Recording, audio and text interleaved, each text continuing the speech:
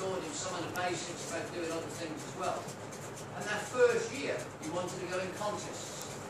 And we said, yeah, it's a long haul, but you've got what it takes. He went in the club contest and he blitzed it. He went in the area contest, that's 4 clubs, and he blitzed it. He went in the division contest, and at the time there were 17 clubs, and he blitzed that as well. And he beat the people that were certain to win. You know, there's a halo effect in Toastmasters. You know, there's certain people, if they win one year, then they're going to win everything. And that's changed a little bit. And he blitzed the division contest, and he went to Perth in the district contest.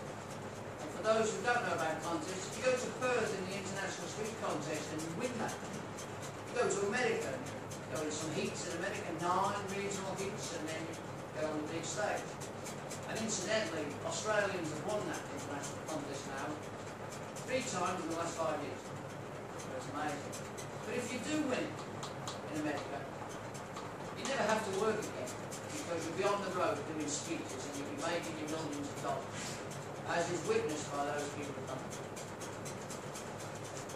He's a great speaker, don't want to say, and he's good at what he does. And I want you to make him roll with his speech entitled My First Speech. Ryan Gomez. My first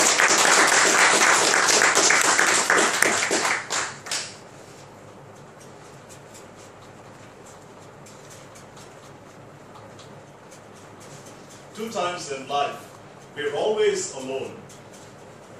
One is just before we die, and 2 is just before we do a 5 to 10 minute speech.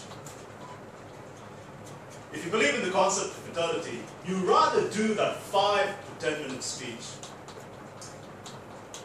Back in 2005, I was involved with a very reputed network marketing company. I was tall, young, handsome, strong at that time, which I'm still not. And we had 60 people in the audience waiting for this presentation to be done, and I was one of the organizers for this presentation. Now, we're standing at the back room, we had 60 people in the audience waiting for the speaker to come and do the presentation. 7 o'clock on dot, we don't have Steve, the presenter, yet. And we're all starting to panic at that stage, wondering what's going on. It's 7 o'clock. The audience is getting a bit fidgety. All of a sudden I get a phone call, I'm at the back.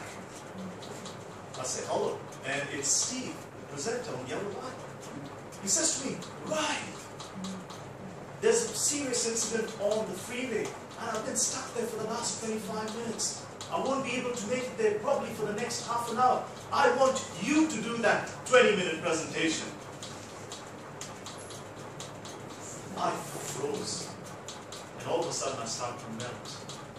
Because let me tell you something, I could sit in front of one person and do a presentation, but standing in front of 60 people and doing a presentation, that was not for me. That was not coming to me. But what do you do in that circumstance? 60 people in the audience? I had no choice. I looked down the aisle, and there lay the red carpet for me to walk on. I started to make that walk. Forget about the longest walk in history. This was the longest walk for me. I'm stuttering and I'm trying to get my balance, and I'm from side to side swaying, trying to get to that stage. It was a challenge for me. It was an absolute challenge to get to that stage. Like I just had a couple of Johnny Walkers on the rocks. Because it felt like that, the way I was swaying from side to side. I managed to get to the stage. Hands shivering. I pick up the texter. I look at the audience, start to freak out, and start to do that presentation on stage, on which the texter fell out of my hand several times. Let me tell you folks, it was a comical event unfolding on stage. I get back into the presentation, 5 minutes into the presentation, I'm sweating from head to toe. I start to take my jacket off. I put my jacket on the chair, shivering. The audience looking at me. I probably need a couple of towels at that stage to wipe myself. I was that bad. But I had just come up from the shower. I get back into the presentation again, trying to concentrate, trying to focus on this presentation, trying to get to this 20-minute presentation.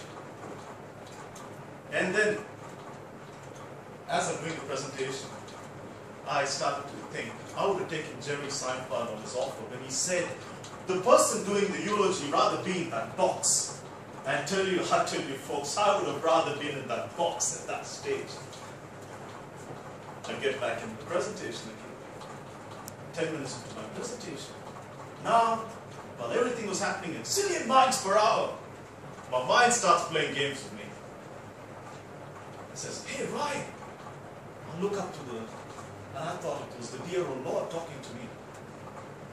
And it says to me, Ryan, what are you doing on stage, man? Come on! You can't do this. There's 60 people in the audience looking at you. And I'm standing there with the text in my hand. And my mind started. Look, Ryan, drop the texter. There's the exit sign. And run! Make a dash for it. Now, man, come on! I'm holding the text in my hand. I'm looking at the audience. I'm looking at the exit sign. Look back at the audience. Trying to override these conversations in my head. I'll tell you, it was a challenge when I started getting back to my presentation again. I get into that presentation. I tell you, I turned that 20-minute presentation to a whopping hour-and-a-half presentation. I didn't know what I presented at that point in time. No, the audience would have had a clue what I just said. If I was one of you sitting in the audience looking at the speaker, struggling, I would have probably called for an ambulance just to put him out of his misery. I managed to get to that presentation, and I was glad it was all over. Jump off stage. And I said to myself, right, I'm never going to do that again. Never ever. But when I walked off stage and I spoke to my mentor said to me, Ryan, you know when you stand in front of an audience and speak, you are part of the elite, 15% that can do that. You are now not only a speaker, you are a communicator, you are a good salesman, and you now become a good leader in what you do. I took something back from that. Never looked back. You know, there's hundreds of presentations being done this very instant in Australia, all around Australia. There's hundreds of presentations being done at this very instance. But you know what? I've been in the last 15 years for quite a few presentations. Let me tell you something. I'd rather sit and watch 50% of the time. I'd rather sit and watch two people fish. Because you can't see the presentation, the slides are all over the place, the presenters all over the place. But yet, their material is fantastic. Their material is great. Learn to become good in what you do. Learn to become a good presenter. You now then become a leader in what you do. I built my confidence, my self-esteem with this organization, Toastmasters. 3 years I've been in this organization, I learned a lot. And I continue to learn every step of the way. I challenge myself constantly. In saying that, when you get home tonight, I want you to grade yourself. Now from a scale from 1 to 10. If you can grade yourself on a 9 or a 10, or if you can't grade yourself on a 9 or a 10, Toastmasters is the best you've seen. It's nothing else. I enjoy every time I come to Toastmasters with this lovely people. And this organization has taught me to challenge myself constantly. That was my first public speaking experience. Thank you.